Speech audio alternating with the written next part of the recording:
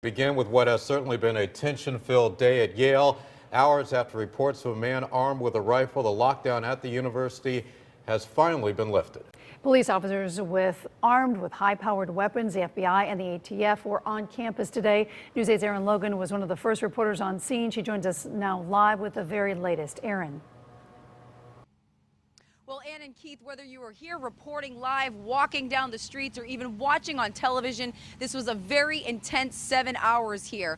Around 4 o'clock, Chief Dean Esserman on live television mentioned that he believed that this was all a hoax, but that he was not going to stop until every single room, every dorm room was knocked on old campus now, and that's exactly what they did. It all started when a call came in from a phone booth in the 300 block of Columbus in this area. Now, the caller stating his roommate was on his way to Yale to shoot people. And shortly after an alert went out, police say they were told a person saw a man with a long rifle or a gun, and they did talk to that person in depth to try to figure out 100% if in fact it was an officer he or she saw with this gun.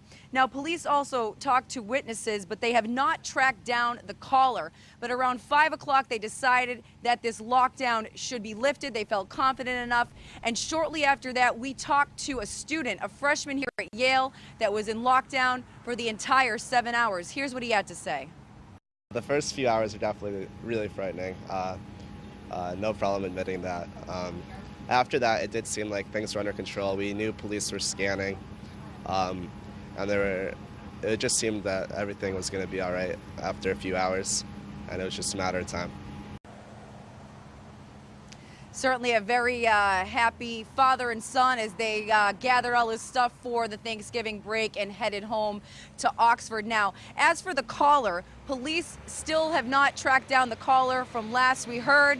But they say they are not giving up. They will do everything they can to make sure that that person is handcuffed. And we will, of course, give you all the latest developments as we get them. For now, we're live in New Haven. Erin Logan, News 8.